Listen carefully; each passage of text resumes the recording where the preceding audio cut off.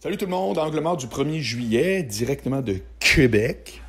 Alors, je vous avais dit, peut-être quand j'étais à Québec des fois, tu sais, c'est plus lourd, puis t'as la fin. Non, j'ai dit, moi, je le jase pareil. Je vais faire un petit retour sur hier, sur mon podcast concernant Dieudonné qui s'est fait barrer de YouTube. Mon sujet ce matin, vous l'avez vu dans le titre, c'est la fête du Canada et la preuve qu'on est un endroit où il fait très bon vivre, vous allez voir. Mais je commence avec un commentaire que j'ai eu. Dans le fond, je retourne sur mon podcast d'hier concernant Dieudonné qui a été particulièrement populaire, que j'ai mis sur YouTube et j'ai eu des commentaires de Français, entre autres, qui manifestement n'ont pas écouté ce que j'ai dit, qui ont juste vu que moi je disais finalement si YouTube barre Dieudonné, ça les regarde. C'était mon angle d'ailleurs, c'était pas d'être ni pour ni contre le gars. Puis j'ai deux dudes français qui ont écrit, puis c'était correct, là, tu sais, ils étaient pas agressifs, ils étaient pas mean. Sauf qu'ils font ce qui me gaze tout le temps, c'est que quand on n'est pas d'accord avec un point de vue, on l'oppose tout le temps à son contraire.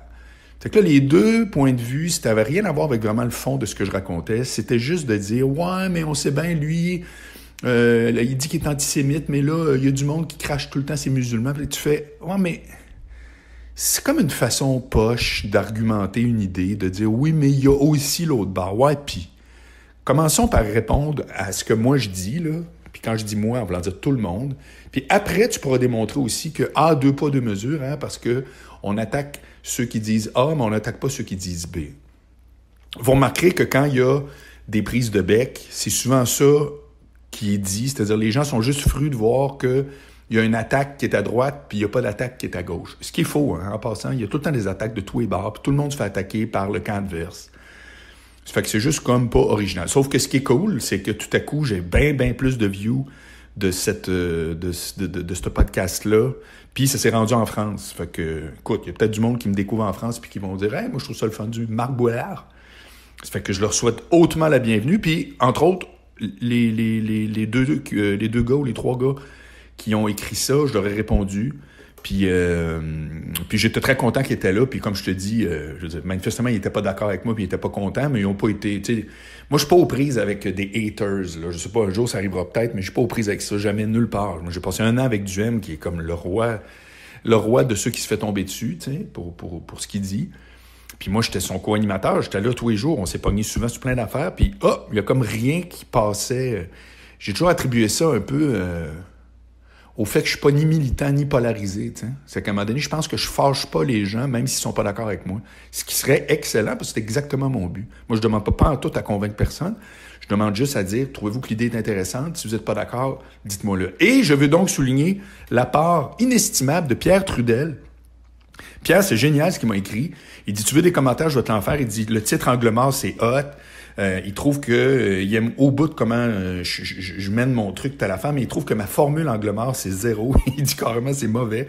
Il dit tu devrais faire comme Yann Terriot. Il dit tu commences par des anecdotes personnelles, après ça un sous-sujet, puis ton sujet principal. Ben ce matin, c'est ça que je fais, parce que l'affaire de 6 sujets en rafale, finalement, je me rends compte que c'est pas ça que vous voulez. Je vais en surface, je peux pas par définition aller en profondeur en 15-20 minutes en prenant 6 sujets. Ça fait que, écoute, je l'ai essayé, je trouve ça le fun. C'est ça qui est le fun d'un podcast. Tu l'essayes, tu écoutes les commentaires. Puis moi, je les écoute vraiment, les commentaires. Ça fait que, M. Trudel, merci, parce que je pense qu'effectivement, c'est une bonne mécanique. Ça fait que, donc, aujourd'hui, je suis à Québec. Allons-y avec le perso. Je suis venu voir ma mère. Je suis venu voir mes clients saillants pour qui je fais des pubs radio. Hier, on était au Portofino, Sainte-Foy. C'était super cool.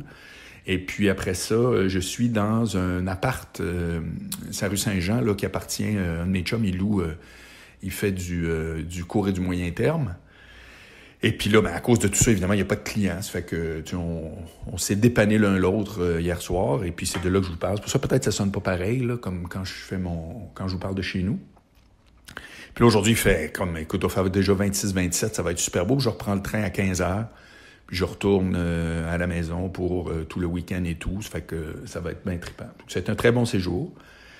À Québec, je vous dirais, c'est intéressant parce que tu vas à l'atelier, sa grande allée, ils ont mis une bay window comme au Centre Bell pour bloquer le bar des gens qui sont au bar par rapport à ceux qui travaillent de l'autre côté. Puis au Portofino Sainte-Foy, rien. Tout le monde porte le masque, Mais rien. J'ai pas vu une table déplacée. Ça fait que là, je me dis, c'est quoi les règles, là? Ça marche comment? Il y en a qui sont over ou bien il y en a qui sont juste comme, qui font pas ce qu'il faut, je sais pas. Mais il y a une grosse différence, en tout cas, sur l'achalandage, parce que à Québec, je trouve qu'il y a quand même du monde. Dans le Vieux, non. Tu te rends compte que quand il n'y a pas de touristes, il n'y a vraiment pas grand monde dans le Vieux. C'est triste. J'ai toujours dit, moi, quelle richesse pour quelqu'un de Québec de dire que tu peux aller ces plaines d'Abraham et dans le Vieux-Québec. Parce que le Vieux-Montréal, c'est pas à niveau, là. On se comprend, là. C'est beaucoup plus industriel que charmant.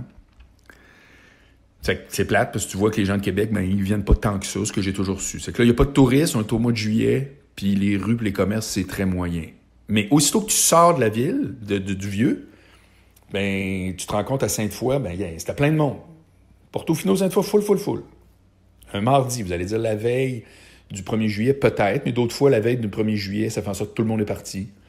Ça fait qu'en tout cas, tu vois que Québec, c'est pas comme à Montréal, parce qu'à Montréal, sauf au Midway, toutes les autres places que j'ai faites, un petit lunch au quartier chinois, un endroit ici et là, la semaine passée, j'ai comme refait un peu le circuit que j'aime bien faire.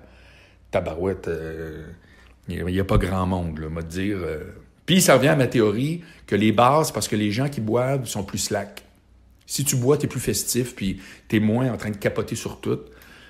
Ça, c'est ma petite théorie. Ceci étant dit, je vais vous parler aujourd'hui du 1er juillet parce que, fidèle à son habitude, à chaque 1er juillet, Mathieu Bock-Côté nous fait un éditorial anti-Canada extraordinaire. Puis quand tu lis ça, là, pas de farce, tu fais vraiment comme, tabarouette. Moi, je vivais au Rwanda à l'époque où il y a eu le massacre avec les Hutus et les Tutsis. Puis je m'en rendais pas compte. Je m'en rendais pas compte. Moi, je vis au Canada, dans une province qui s'appelle Québec, dans une ville qui s'appelle Montréal. Puis c'est au Canada, puis une chance que Mathieu est là pour me rappeler à quel point ma vie n'est que souffrance. J'ai de la misère à avoir 3 repas par jour. Il y a une légende qui dit que quand tout à coup il arrive vraiment de quoi puis que t'es dans la merde, le gouvernement fédéral, il t'envoie un chèque en plus. Ça fait qu'il n'y a pas grand monde de plus qui mange dans les vidanges. Mais ça, évidemment, j'aime mieux regarder l'angle que c'est un déficit encore qui va arriver, puis blablabla. Bref, je vais juste vous mettre au parfum d'un truc. Parce que si vous n'aimez pas le Canada, vous avez le droit, je m'en fous, là.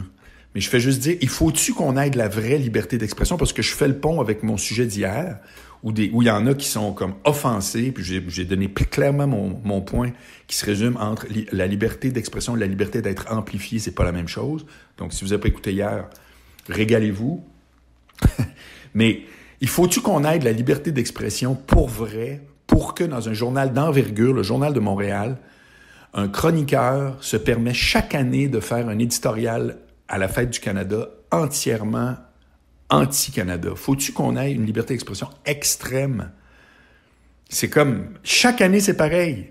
Puis vous le lisez, là, puis c'est comme une intellectualisation du Canada, de son histoire, de l'oppression des francophones, blablabla. Puis je veux juste vous mettre au parfum d'une chose. Quand vous voyez un intellectuel, quel qu'il soit, ou qui se prétend l'être parce que tout à coup son article ou sa lettre au lecteur passe dans le devoir, là, mais quand vous voyez quelqu'un qui a un certain niveau de connaissance, etc., puis qui écrit de façon extrêmement compliquée, puis avec le plus de mots difficiles possible, mais pour un sujet qui, somme toute, est banal, c'est tout le temps parce que, à quelque part, émotivement, cette personne-là est très atteinte, est très irritée, mais essaie d'argumenter son point qui pourrait juste être « jaillit le Canada, point barre », ça m'écoeure. Mais non, ce ne sera pas ça, ça va être « voici pourquoi jaillit le Canada », déguisé en des grandes théories où je décortique le phénomène, etc. C'est pas inintéressant ce qu'il dit Mathieu Bock-Côté ce matin.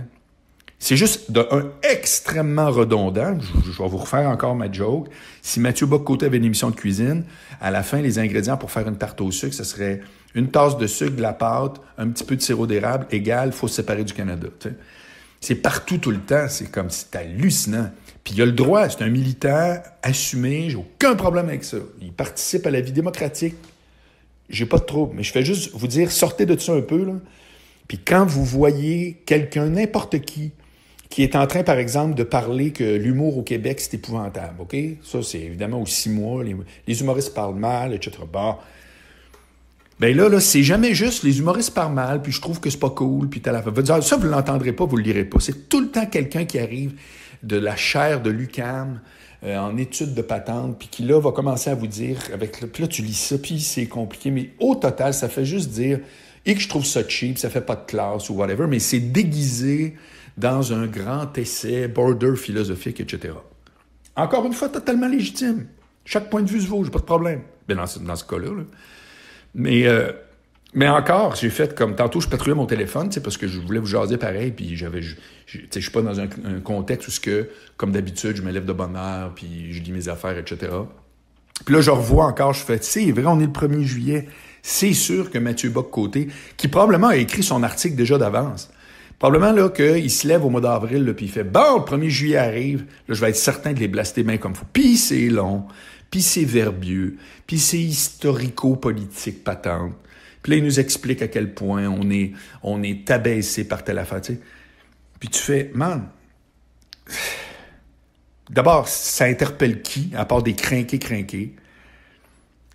Puis pour réaliser quoi, qui va donner quoi au final quand les problèmes sont d'ordre climatique et non pas sont d'ordre de « je suis donc fier d'être ci, d'être ça », puis que c'est vaporeux, puis c'est des trucs qui sont intellectuellement hyper intéressants. Je veux vraiment le souligner. Ce gars-là, on l'a reçu d'ailleurs en entrevue à l'occasion, puis je veux dire, il mange du nationalisme et du souverainisme, là. Je sais pas quelle mouche l'a piqué quand il était jeune, je sais pas ce qui est arrivé, mais c'est très articulé. Puis quelqu'un qui veut voir c'est quoi la pensée décortiquée d'un souverainiste québécois, c'est probablement la personne que je recommande. D'ailleurs, j'ai lu un de ses livres qui s'appelle le multiculturalisme comme religion politique, puis c'est super bon. Après, on en prend ou on en laisse, ça dépend de vos allégeances, mais c'est un très, très bon livre. Fait que j'espère que je suis pas en train d'avoir l'air du gars qui blaste. Je vais juste vous dire que il chie sur le pays qui lui permet de chier sur le pays, tu sais. C'est quand même spectaculaire. Puis je vous dis pas qu'ailleurs, c'est pas de même. Plusieurs pays, aux États-Unis, c'est un peu pareil. Mais, tu sais, c'est comme, on peut au moins... Puis je vous rappelle que, je veux dire, je suis désolé, mais vivre au Québec, là, c'est loin, loin, loin, loin d'être de quoi de misérable. Puis si on veut faire de l'histoire un peu, mais je vous dirais qu'à peu près à 95%, tous les pays qui sont devenus indépendants l'ont fait avec une guerre. Ça n'existe pas des pays qui se sont fait dire « ça te tente-tu, oui ou non, de devenir un pays? » Pourquoi vous pensez? Parce que ça prend un réel besoin de tout à coup devenir souverain et autonome. C'est pas juste une envie, puis c'est pas juste de la poésie. C'est comme... Puis c'est pas juste basé sur une langue à l'époque où le mondialisme s'est répandu partout, puis ça reculera pas. Les gens, les pays peuvent décider d'être plus souverains, d'être moins... tu sais, tout le débat de sortir de l'Union européenne, par exemple, etc. C'est correct, ça. À la rigueur, c'est quasiment cosmétique. Et dans la vraie vie, maintenant, à cause d'Internet notamment, tout le monde pige un peu partout. Ça fait que ce désir-là de dire « Ah, moi, puis ma gang, on veut tellement se séparer, etc. » Je vous dis pas que c'est pas légitime, puis c'est encore moins inintéressant. Au contraire. Puis il y en a là-dedans qui ont raison, techniquement. C'est vrai qu'il y a des nations qui devraient se séparer, puis devenir totalement autonomes, etc. Je fais juste vous dire que surprenez-vous pas que le peuple en général trouve que c'est des questions gazantes et has-been. Parce que, anyway, c'est plus aussi névralgique que ça l'a déjà été. C'est beaucoup plus de l'ordre de « je veux entendre parler Paul Piché, puis chanter ses tunes, puis bravo, vive le Québec libre ». C'est pas un réel besoin qui, dans l'histoire, a toujours été le moteur. Comprenez-vous ce que je veux dire? Je suis pas en train de dire que le Québec devrait pas. Moi, je l'ai dit, le Québec a tout ce qu'il faut pour être indépendant, mais moi, je voterai pas pour me partir à mon compte avec des Québécois. C'est zéro. Fait que ça, il n'en parle pas jamais. Mathieu Bock-Côté est tout le temps anti-Canada, mais quelle critique il fait du Québec lui-même? Je ne l'entends pas souvent. Il haït le Canada, mais qu'est-ce qu'il trouve de si hot dans le Québec? On sent juste qu'il veut s'en aller. Mais veut-tu s'en aller parce que ça y tente d'être avec sa gang, entre guillemets? Je le suis pas là-dessus. Peut-être qu'il le fait, puis je le lis pas assez, peut-être. Mais bref. Ça fait que c'est ça. Aujourd'hui, pour la fête du Canada, si vous aimez le Canada, tant mieux. Si vous l'aimez pas, tant pis. Je trouve que c'est pas grave. Je trouve que c'est un pays qui permet tout ça. Ça fait que c'est plus heureux que malheureux. Si vous êtes souverainiste, je respecte ça à mort. Vraiment. C'est pas pour jouer dans le milieu puis pas me prononcer. Regardez, je dis ce que je pense. Mais Si vous haïssez le Canada, c'est peut-être que vous connaissez mieux l'histoire que moi. C'est ce que Mathieu semble dire, que c'est une histoire pas chic, que c'est pas Jojo, puis blablabla. OK, mais là, après ça, sois cohérent, Mathieu. En terminant, si tu trouves que l'histoire du Canada, c'est épouvantable, puis que tu nous la ramènes aujourd'hui, alors que le mot le dit, c'est de l'histoire, ben il va falloir que tu sois conséquent avec tout le mouvement antiracial. Où là, c'est drôle, tu prends le chapeau de dire je suis désolé, mais moi, je veux pas avoir à me sentir coupable d'être blanc. Je suis pas responsable de ce que mes ancêtres ont fait. Effectivement. Fait que le Canadien de Toronto, qui lui dit écoute, Montréal, c'est le fun, Québec, il parle français, bon. On sent que c'est comme, non, vous autres, là, vous êtes pognés parce que Mathieu Bock-Côté a dit que vous êtes des Canadiens anglais, donc vous avez été méchants dans le temps, puis aujourd'hui, vous l'êtes encore. Ça sera le fun qu'il y ait une petite cohérence dans tout ça. Mais ceci étant dit, je termine sur une note positive parce que c'est ce que je veux. Mathieu, c'est un gars très articulé, sa pensée est très intéressante. Je n'ai pas cette détestation du Canada comme lui, puis il a beau prendre tous les grands mots du monde, il n'arrivera pas à faire ça. Et puis pour ceux qui croient que le Québec devrait se séparer, ben continuez la job. Si ça fait des débats intéressants, moi, je vais embarquer au bout. Je suis pas polarisé là-dessus comme sur bien d'autres affaires, vous le savez. Mais voilà, je trouve que quand le 1er juillet, chaque année, tu sais qu'il y a quelqu'un dans un journal québécois fait un grand papier pour chier sur le Canada, tu te dis, on vit dans un pays où il y a une très grande liberté d'expression, ce qui n'est pas rien pour le reste de la qualité de vie. Salut, à la prochaine.